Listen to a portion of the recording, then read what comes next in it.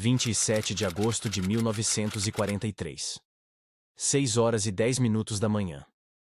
O subsolo úmido do complexo de Peenemünde ainda exala o cheiro de óleo queimado da noite anterior, misturado ao pó fino de concreto que desce lentamente dos dutos de ventilação. A claridade pálida do Báltico mal toca as janelas estreitas, mas os motores de teste já tremem como criaturas vivas despertando. Você quase sente a vibração subindo pelas botas dos engenheiros enquanto eles caminham apressados pelos corredores estreitos. Na sala de controle, sombras alongadas oscilam sobre os painéis elétricos. Válvulas, monitores de pressão, gráficos de empuxo. Tudo pulsa num ritmo que parece maior do que o coração humano consegue suportar. Ao fundo, a imensa estrutura metálica do V2, ainda coberta por placas provisórias e cabos expostos, repousa como um gigante adormecido prestes a erguer-se. Cada parafuso e cada junta parecem guardar segredos. O ar está carregado de expectativa e medo. Expectativa porque a Alemanha proclamava estar prestes a moldar o futuro da guerra. Medo porque, dentro daquele míssil, havia não apenas combustível líquido e engenharia avançada, mas a promessa exigente de um líder que acreditava em milagres, mais do que acreditava nos limites da física. Adolf Hitler via o V2 como a arma que inverteria o curso do conflito, como um gesto vingativo capaz de atravessar nuvens e cidades inimigas sem aviso. Mas ali, naquele laboratório subterrâneo, os olhos de muitos engenheiros diziam outra coisa. Walter Dornberger, diretor do programa de foguetes, observa o quadro de pressões com atenção absoluta. Um gráfico recém-imprimido revela flutuações que não deveriam estar ali. Um silvo curto do duto principal denuncia que a mistura de oxigênio líquido continua instável. E, ao longe, a torre de testes ainda range com o vento forte vindo do mar, lembrando a todos que nem mesmo a estrutura metálica era capaz de ocultar os riscos daquela criação. A cada minuto, as equipes corriam para calibrar válvulas, ajustar cabos, revisar insulamentos térmicos. Nada parecia suficiente. A escala do projeto consumia recursos a uma taxa devastadora. Toneladas de combustível, metais raros, mão de obra especializada. E quanto mais o foguete crescia, mais crescia a dúvida silenciosa presa nas gargantas daqueles que o construíam. Você consegue quase sentir o peso dessa incerteza pairando sobre cada mesa de trabalho. As paredes marcadas por fuligem mostram as cicatrizes de explosões anteriores. Testes que terminaram em bolas de fogo súbitas, nas quais semanas de esforço evaporavam em segundos. Os cadernos de anotações exibem rasuras nervosas, fórmulas incompletas, estimativas que nunca fechavam perfeitamente. Era como tentar domar algo que insistia em escapar. Nesse início de manhã, a tensão chega ao ápice quando o relógio marca 6h27. Uma sirene curta anuncia que o ciclo final de pressurização começará em 7 minutos. O murmúrio dos técnicos cessa. A sala parece prender a respiração. As luzes tremeluzem, e as barras de aço da torre de lançamento estalam como se a própria estrutura sentisse o peso da responsabilidade. Um detalhe técnico, pequeno demais para qualquer relatório estratégico, torna-se evidente para os engenheiros mais experientes. Mesmo que o V2 funcione, mesmo que atinja Londres ou qualquer outro alvo, seu impacto militar real será limitado. O míssil é veloz, impossível de interceptar, mas também incapaz de alterar uma guerra movida por exércitos, tanques e bombardeiros. Ele é um instrumento de terror, não de vitória. E essa verdade desconfortável, sussurrada apenas nos cantos mais discretos, cresce como uma sombra atrás de cada homem ali. A ironia é palpável. Quanto mais Hitler colocava fé absoluta na arma, mais evidente se tornava para seus cientistas que ela jamais entregaria aquilo que prometia. A obsessão do Führer alimentava um projeto que sugava a energia da indústria alemã já debilitada, desviando recursos vitais de setores decisivos. Enquanto isso, cada novo teste lembrava que o V2 ainda estava longe de ser confiável. O ciclo de pressurização começa. O som aumenta como o rugido profundo de uma criatura subterrânea despertando. Luzes vermelhas piscam no painel. Tubos vibram com violência crescente. Um cheiro metálico invade o ar, forte o bastante para arder na garganta. Tudo pode dar errado. Tudo já deu errado antes. E é nesse instante limítrofe, antes do fogo, antes da fumaça, antes do empuxo romper a terra, que a sensação dominante não é triunfo, mas hesitação. Os cientistas percebem que, quanto mais avançam, mais se aproximam de admitir aquilo que ninguém ousa dizer em voz alta. A arma milagrosa talvez não passe de um monumento à ilusão. E uma reunião marcada para aquela tarde, às 14h50, promete confrontar essa verdade com uma franqueza que poucos desejam encarar. O que acontecerá quando o choque entre fé cega e realidade técnica finalmente explodir? 14h50. O céu sobre Peenemünde tem a cor de estanho frio, e o vento que chega do Báltico atravessa os uniformes como lâminas finas. No interior do centro de pesquisa, o corredor que leva à sala de conferências está tomado por passos contidos. A cada porta fechada, ecoa a sensação de que algo grande e perigoso está prestes a ser dito. O ambiente da reunião é amplo, porém claustrofóbico pela gravidade silenciosa de todos os presentes. Mapas, gráficos de trajetória, relatórios de consumo de combustível e projeções de produção industrial ocupam cada centímetro das mesas. As pranchetas de metal refletem a luz branca das lâmpadas, criando um brilho duro que destaca olheiras profundas e expressões tensas. Você quase sente a rigidez nas mãos dos engenheiros ao folhearem documentos que prefeririam não mostrar. Walter Dornberger permanece diante do painel central, observando números que parecem se multiplicar como dívidas incontornáveis. Cada lançamento previsto, cada reparo necessário, cada falha material revelava o mesmo problema. O V2 exigia mais do que a Alemanha podia oferecer naquele ponto da guerra. Era uma equação devastadora. Custos crescentes, prazos irrealistas, pressão política sufocante. Ao fundo, anotações sobre o abastecimento com etanol e oxigênio líquido mostram oscilações imprevisíveis. A rede ferroviária, constantemente alvejada por bombardeios, atrasava o transporte de componentes essenciais. E a produção de turbobombas, já escassa, exigia metal e mão de obra que a Luftwaffe implorava desesperadamente para seus caças. A cada novo documento apresentado, paira no ar a mesma conclusão não verbalizada. O foguete que deveria salvar o Reich talvez estivesse ajudando a destruí-lo mais rápido. Os oficiais presentes mantêm postura rígida, mas suas expressões traem a inquietação. Um deles observa os gráficos de impacto.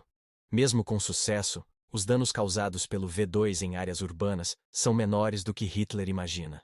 Cidades atingidas sofrem destruição localizada, jamais estratégica. A arma não possui mira precisa, não pode alterar avanço de tropas, nem defender fronteiras, nem impedir bombardeios aliados. É um colosso que cai do céu, impressionante, mas incapaz de redefinir a guerra terrestre ou aérea. O silêncio cresce quando as projeções industriais são colocadas sobre a mesa. Estimativas indicam que para a produção ideal de V2, seria necessário sacrificar tanques, munições e aviões. Exatamente os recursos que se tornavam mais escassos a cada mês. Um cálculo brutal, impossível de ignorar. Você sente a tensão no ar como eletricidade estática. Os homens ali não precisam se olhar para entender que caminham sobre um solo minado. Dizer a verdade significava desafiar a crença mais íntima de Hitler. A ideia de que o destino da Alemanha poderia ser revertido com uma única invenção grandiosa. Os ponteiros marcam 15h04 quando o relatório final é colocado na mesa.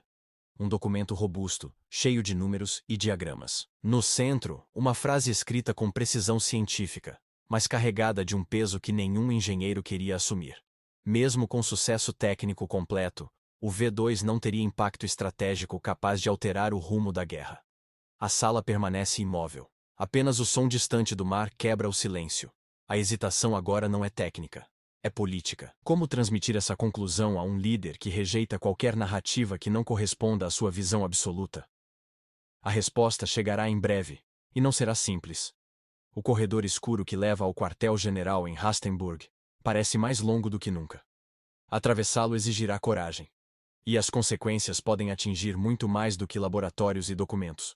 Podem atingir carreiras, liberdades e vidas inteiras. O trem que leva a comitiva de Peenemünde até Rastenburg avança pela Prússia Oriental sob um céu pesado, onde nuvens densas parecem acompanhar cada quilômetro percorrido.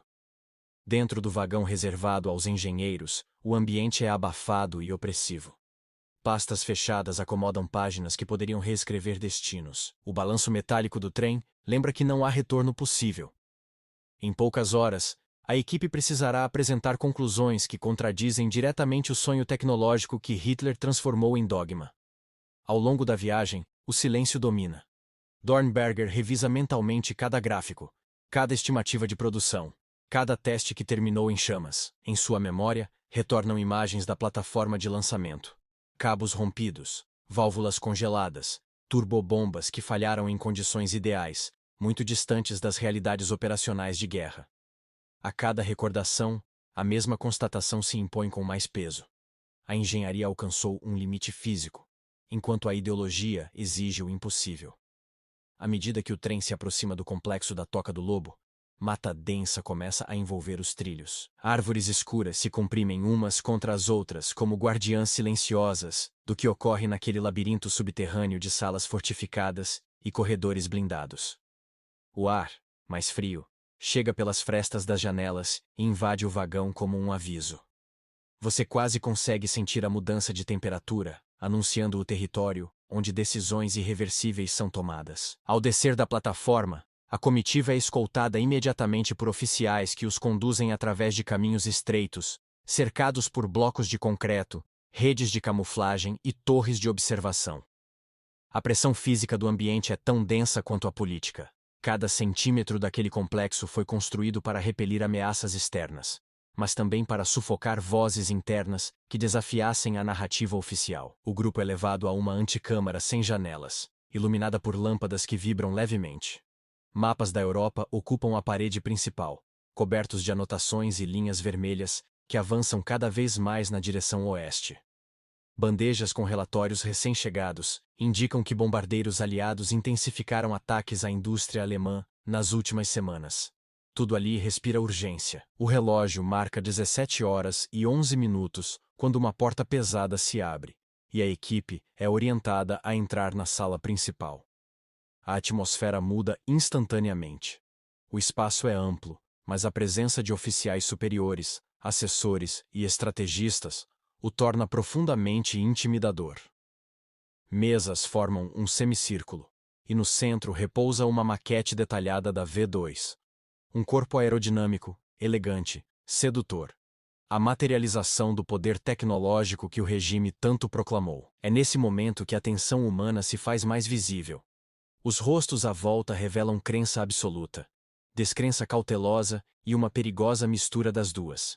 A arma milagrosa já é, para muitos ali, um símbolo ideológico, quase um tótem. Questioná-la significa questionar a própria promessa de sobrevivência nacional. Dornberger caminha até o painel de apresentação. Seus passos ecoam mais alto do que deveriam.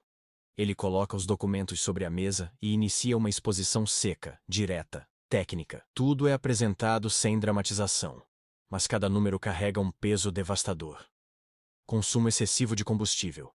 Taxas de falha incompatíveis com o uso massivo. Dependência de materiais nobres agora escassos. Impacto real limitado a danos psicológicos e destruição localizada. Incapacidade de atingir alvos estratégicos com precisão. Risco industrial desproporcional à recompensa militar. Enquanto ele avança nos dados, paira no ar a sensação de que a sala inteira se retrai. Alguns oficiais fazem anotações rápidas. Outros evitam contato visual. A frieza dos números colide com a expectativa fervorosa de uma solução definitiva. A certa altura, o gráfico de eficiência energética do V2 é projetado. A curva descendente, acentuada nos últimos meses, parece uma confissão involuntária de que o projeto se tornou inviável. A sala permanece silenciosa, mas o silêncio é tão denso que parece pressionar fisicamente as paredes. Então chega o momento mais delicado. O relatório final, entregue por um assistente, é colocado no centro da mesa principal. Suas páginas detalham a conclusão que todos temiam. Mesmo funcionando perfeitamente, o V2 não alteraria o curso da guerra. Seria apenas um instrumento de retaliação, incapaz de deter exércitos, impedir bombardeios ou salvar cidades alemãs. A reação é quase imperceptível, mas real. Alguns olhares vacilam. Outros demonstram irritação contida. É como observar uma muralha de convicções sofrendo sua primeira rachadura interna. Uma rachadura pequena, mas visível. A tensão se prolonga por minutos que parecem horas. O ambiente parece prender a respiração, como se a própria sala aguardasse o impacto das conclusões. E então, numa decisão que surpreende até os próprios engenheiros, o Comando Superior decide limitar a apresentação técnica àquele espaço. Nenhuma repercussão além das paredes. Uma escolha que preserva o mito, ao custo de ignorar a realidade. A decisão não é explicitamente anunciada, mas todos compreendem pelo tom seco das instruções finais. O V2 continuará. Não por eficiência militar, mas porque o regime precisa dele como símbolo. Uma arma que deveria ser ciência, torna-se propaganda. E aquilo que poderia ser racionalidade estratégica, transforma-se em convicção política inflexível. Ao deixarem a sala, já perto das 19h32, os engenheiros carregam nos rostos a expressão silenciosa de quem cumpriu um dever. Mas não mudou nada. O vento frio da floresta acompanha seus passos enquanto retornam ao trem. Atrás deles, a toca do lobo permanece imóvel, guardando verdades que jamais sairão de suas paredes. No balanço suave do vagão, enquanto o trem se afasta, surgem as primeiras luzes da noite. O ruído metálico parece acompanhar um pensamento inevitável. A arma concebida para redefinir a guerra tornara-se apenas um monumento ao desespero. E nada, dentro ou fora daqueles laboratórios, seria capaz de alterar esse destino.